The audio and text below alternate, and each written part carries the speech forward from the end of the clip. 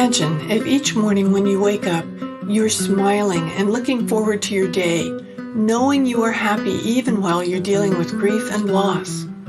The Grief and Happiness podcast inspires, comforts, and supports you with each new episode. I'm Emily Rothret, welcoming you to explore with me your life of endless possibilities.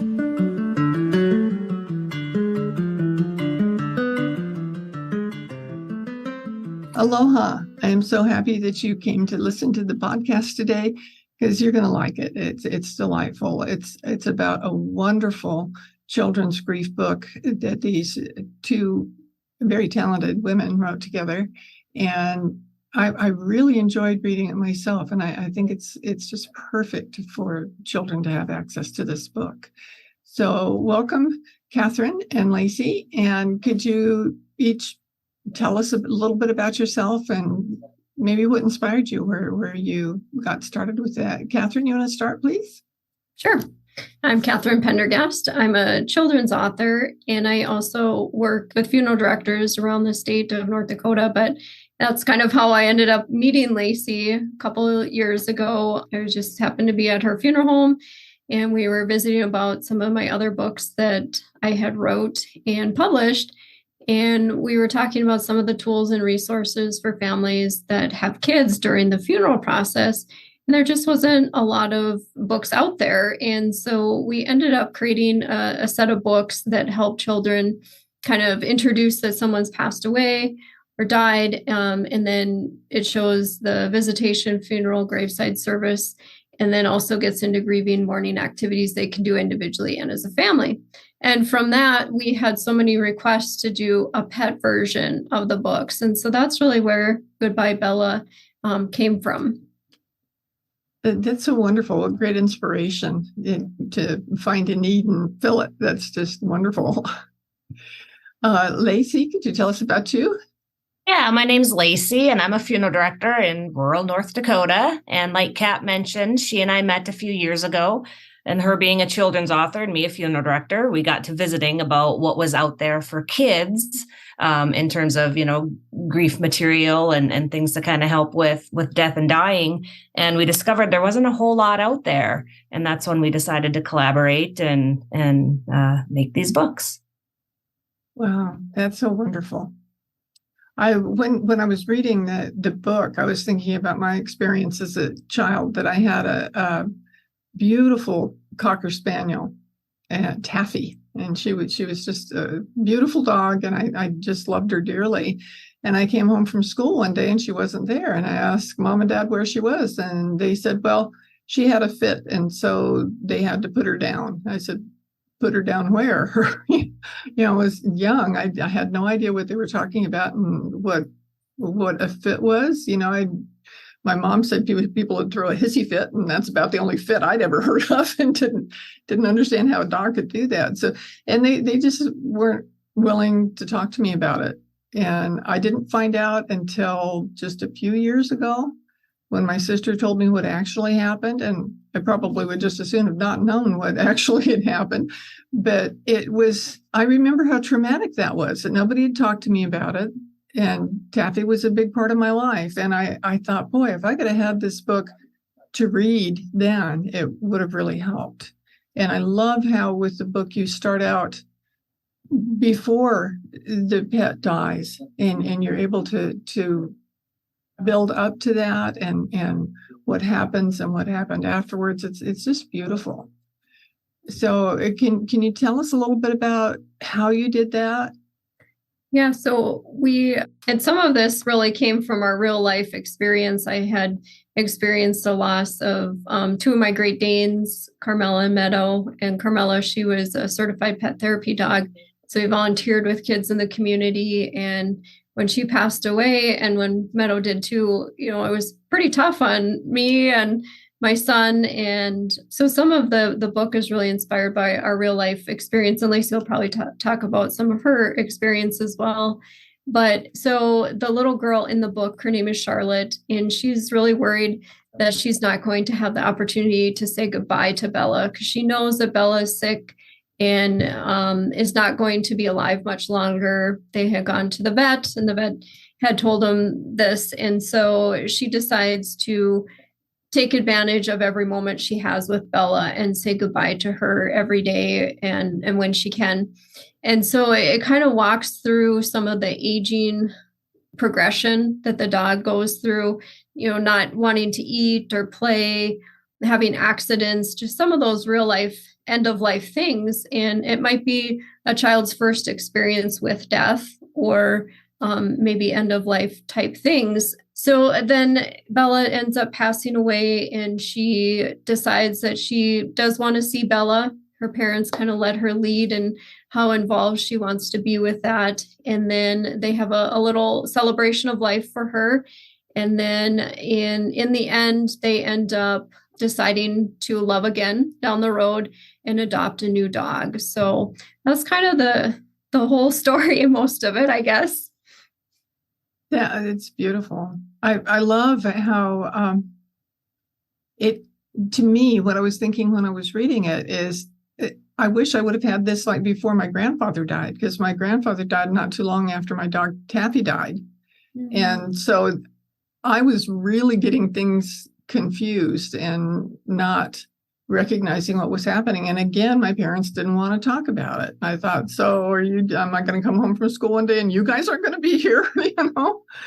I think it's so important that we give children the opportunity to see what's really happens in life, so that it's not such a surprise to them. And I really believe that that book is going to help children really be able to deal not only with their pets, but with their families. Absolutely. As adults and parents, we don't know how to talk to our kids. So sometimes we just choose not to, which doesn't help anybody. And that was one of our goals with the book, was to provide something to help facilitate having that conversation, because it's a difficult one to have and we don't know what to say. And so to have this can really be beneficial to get that conversation started. Yeah, it's really important to the talking and the getting started with it. And I had a kind of different childhood. When I was 13 years old, my dad got an ambulance company, very small ambulance company in a small town. And at that time, you only had to be 14 years old and have an advanced first aid certificate to be an ambulance attendant. So I got put to work right away, and my mom and dad and I did all the dispatching of the calls. We had an office like in the backyard, and then a phone in the house too. So 24/7, one of us was picking up that phone and dispatching ambulances, or going out on calls. And our dinner table conversations were quite strange. Not like people would normally be talking about at the dinner table, because we were talking about what happened and what we could do about it and that sort of thing. And I found that my friends stopped coming over to my house at dinner time, because they used to hang out and they didn't want to hear that. And we didn't even realize we were doing it. And I say that because I think a lot of times adults talk about things around children that the children really don't understand what they're talking about. And something so gentle and beautiful as Goodbye Bella can really kind of hold their hand through this and show them it's absolutely normal. It's what happens, and it's inevitable for everybody, that everybody is born and everybody dies at some point. And when they can get comfortable with that, then it's not so scary anymore. Yeah. And one of our goals too was to help facilitate keeping the conversation open long after the pet dies. In the book, they kind of talk about different memories of Bella, and they figure out just different ways to honor and remember her. And for me, that's really an important piece for my son in our own journey through our grieving process. When he brings up our dogs, we take a minute and we talk about it, and we might do an activity to honor and remember our dogs. And to me, that's a pretty beautiful thing, that he's able to communicate to me that he's struggling in that moment and missing one of our dogs. Oh, yeah. And it's beautiful. I really love that you're staying in tune and paying attention and not shutting the child out because it's hard for you. Because I think that's what happens a lot of time with the families is they just don't want to talk about it. I remember asking questions about not just Taffy, but family members, because my parents were older when I was born, and most of the family was a lot older. And so while my friends weren't losing family members, I was. And I felt kind of like the odd person out, and nobody had talked to me about it. I'd ask a question and they just didn't want to go there. And that was a lonely time. I think it's so important to communicate with your children about things. Absolutely. And that was one of in the background for me wanting to do these books. When I was a child, there was a funeral for a great grandparent of mine that I really wanted to go to. And I didn't know this great grandparent very well at all, but I wasn't allowed to go to the service. And at the time, I'm sure my parents were just trying to do what's best and trying to, keep me from seeing and feeling the sadness and being a part of that grief. But for me, I wanted to be there. I was curious. I knew who he was, and I wanted to go. And so when parents over the years always ask me, do you think our kids should come to the funeral? And I always say, absolutely, if they want to participate, if they want to view the body, if they want to speak during the visitation, if they want to be a part of things, absolutely let them. That's okay. And if at the flip side, if they don't want to participate and they don't really, want a big role in it, then don't force it either. Yeah. Yeah, that's important. It's knowing your children, right? Knowing what how they're dealing with what's going on to start off with, and not pushing when that won't be a good idea, or maybe encouraging when it would. One of the things that I remember, one of the early deaths, one of the first funerals I went to, because the first few that I wasn't invited.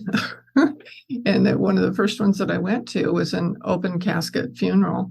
And I wanted to know what was in that box, and they said, no, you don't want to know that. You don't want to go up there. You don't want to look. And so I said, okay. They told me I didn't want to. So when I went to a service after that, I never went up because I was told I didn't want to, that I didn't want to look. And I remember when my mom died. My sister's 9 years older than me. And when my mom died, and I was kind of standing when they had viewing ahead of time, and I was standing across the room where I really couldn't see inside. And somebody said, well, don't you want to come up and see your mom? And my sister goes, no, my Emily doesn't do that. I thought, well, thanks to you and the rest of the family who told me I'm not supposed to. I don't know whether I should have or not. And I always felt just really odd about that. And I guess for the rest of my life, I've kind of chosen not to do that because I choose to remember them as I knew them instead of what they looked like then. But I felt like I was directed to have those feelings, and that was what I was supposed to do. And I was just following directions. And I think sometimes we don't realize that we're doing that to kids, that we're kind of putting on them the feelings that we have, or our thoughts, as opposed to allowing them to figure it out what they want. And, maybe that's just me. Well, I think that's really important. Like Lacie said, just letting the child lead in how much or how little they want to be involved. Some kids are a little bit more curious or want more information. And so answering the questions in a simple way that kids can understand, but not overdoing that either. If they're satisfied with the answer, to let that be and not continue until they have more questions and answering them. Yes, that's really important. I did things differently with my children when they were growing up because I wasn't happy with the way it was with me. And one of my early memories with my daughter was she had a little friend from school. I'd say little because she was small, who was about a year older than she was, and she had cancer. And I had run into her mom one day at a park, and I was there with my daughter and she was there with her daughter. And she was probably about first grade or so, but she was in an umbrella stroller still, because she was very weak. She had brittle bones and she couldn't walk around or anything. And I had a long talk with her mom, and she said that she was kind of sad that her daughter didn't have any friends. And they just lived a couple blocks from where I lived, and I was working as a nurse at the time. I said, well, I need somebody to watch my daughter between when school's over and when I get home, and it's like an hour when I get home from the hospital. And she said, oh, I would love that if she would come over. And they got to be good buddies. And shortly after we started doing that, she was lying on the floor, and her brother tripped over her and broke some bones, and she had to be put in a body cast. And so she couldn't move much at all. So my daughter made a special point to go over, not just the hour after school, but she'd say, can I stay longer? Or and she'd read to her. She was maybe I think maybe she was first grade, because she was being able to read children's book, and she'd play dolls with her, and the girl couldn't hold them herself, but they could talk about, how you play dolls. And they just had a beautiful relationship. And when she died, I asked my daughter about it, if she wanted to go to the funeral, and she said no. She was cool. She spent all that time with her, and she was very happy with that. And she knew that she wasn't hurting anymore, and she always was worried about her hurting. Mm-hmm. So it was kind of beautiful to watch this relationship develop between the children. And I think when we allow things like that to happen, it's really good all around. So you wrote other books, did you say, about besides this one? Yep. So the first books we wrote together were to help children during the funeral process. And we have two books. One is more traditional, where you have the body, the casket, all of that. And then the other one is cremation, just because visually what you see is very different. So very different conversations. Grandma might look a little bit different because she's not alive anymore, versus where is grandma's body? Where did she go? How does she fit in that little urn? There's just a different conversation that you're going to have. So some of our goals with that was to just introduce that someone's died, and then walk through what the funeral visitation graveside service might look like, so that it's not so unknown what's going to happen, and just walking them through all of that. Yes, that's so wonderful that you heeded this call for something that was needed. And I think that's just great. And now, Lacie, do you have these books available at your mortuary, or? We do, yeah. So there's actually quite a few funeral homes around the area here that carry the book. So they keep them in stock. When they make funeral arrangements with a family, we can then ask that family, do you have kids? Would this book be of use to you? And most families absolutely are very interested in sharing that story with the kids. I think that's such a good idea. I've always thought that was kind of a missing thing in mortuaries when I've been involved in any kind of planning or something. That can't you give them something that, not just the kids, but the family, something for comfort that they can take home, instead of just kind of leaving empty-handed? It's absolutely, yeah. So we get asked all the time, do you have any sort of pamphlet or brochure or anything that would be useful? And what's neat about our books too is we have spaces in the front and in the back to personalize the book. You can write the name of your loved one in there, put a picture, draw a picture, share some memories. So it personalizes it, makes it a little bit more special for the child. Oh, I think that's great. I love the personalization. And I also think it's a marvelous gift if you're somebody who's, a family who's lost someone that you want to do something for the child. What a beautiful gift to give to the child. Probably one of the most surprising things that happened was how many adults reached out to us and said that the book helped them as an adult. As a child, they were not allowed to go to funerals, or just had never had a death in the family. And now they were experiencing it for the first time. And we were just kind of surprised by that there were so many adults that the books helped in addition to the children. Yes.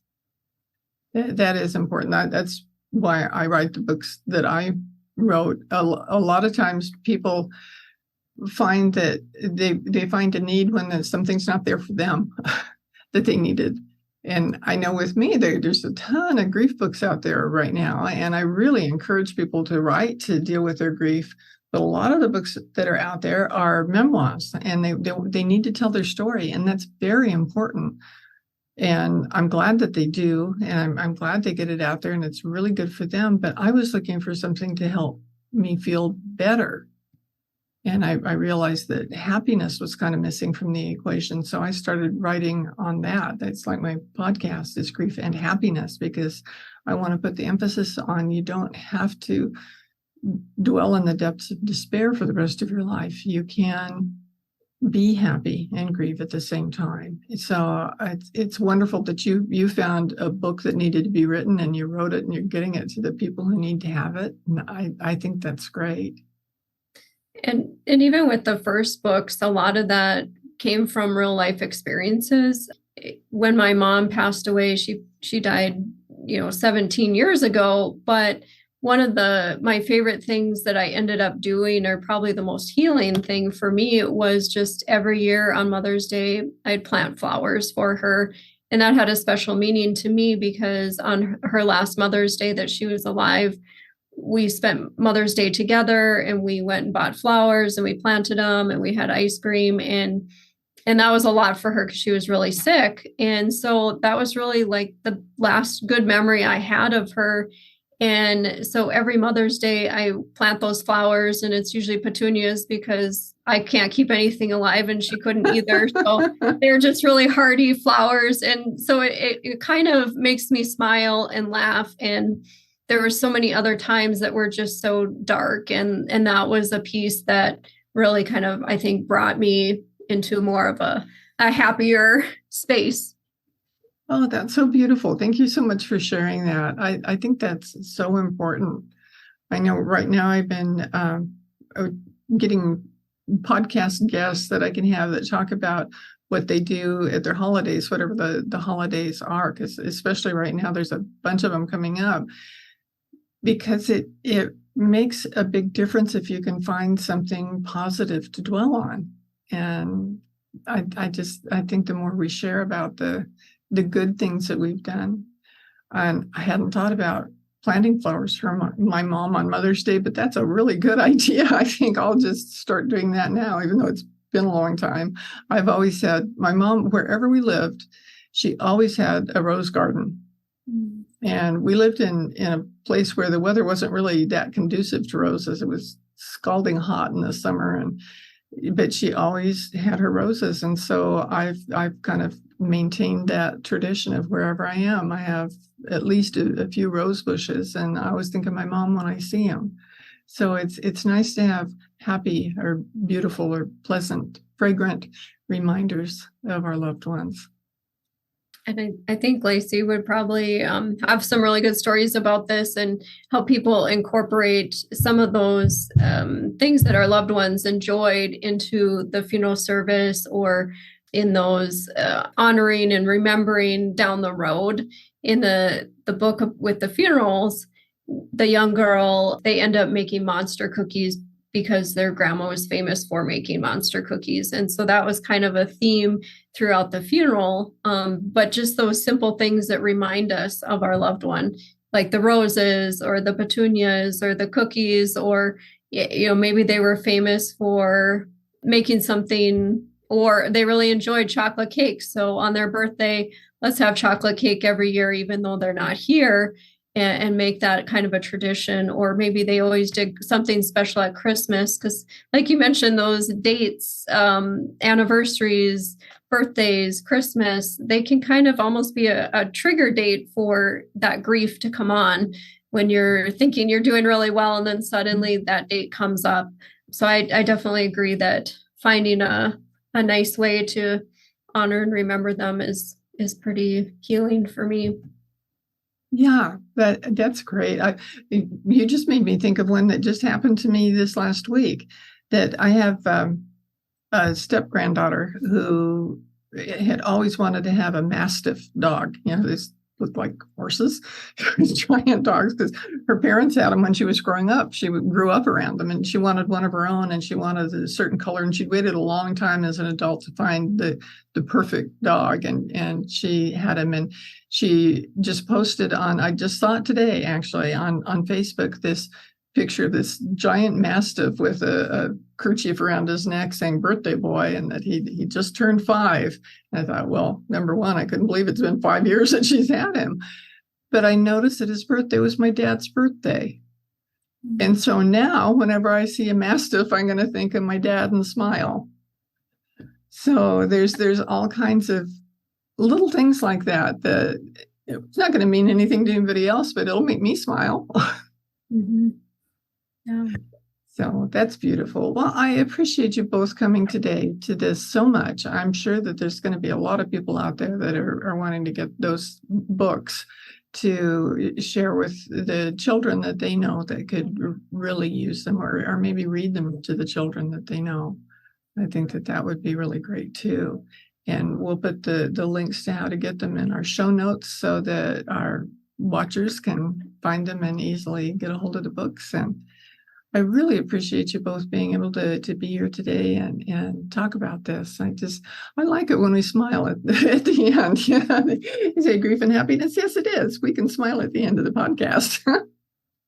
And that was kind of, I'll just throw in there. That's kind of the beautiful ending to Goodbye Bella as well, is they adopt a new puppy. Yeah.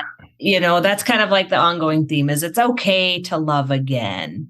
Even though those who have passed on, have died, aren't here with us anymore, it's okay to be happy. It's okay to love again. Yes. I thank you so much for pointing that out, because that's really important. And what a beautiful way to end that book, to plant some seeds to inspire some other wonderful dogs. Maybe they'll turn out to be another therapy dog. I have a friend with a therapy dog in my life, and they just do wonderful things with that dog, with taking them to places to visit people that appreciate them so much. So that's a wonderful thing to do. Thank you. And I'll be back next week with another podcast with another subject, and we'll find different ways we can grieve and be happy at the same time. Thanks so much for watching. Do you want more comfort, support, and happiness? Join the Grief and Happiness Alliance. Visit my website at lovingandlivingyourwaythroughgrief.com and read my book, Loving and Living Your Way Through Grief.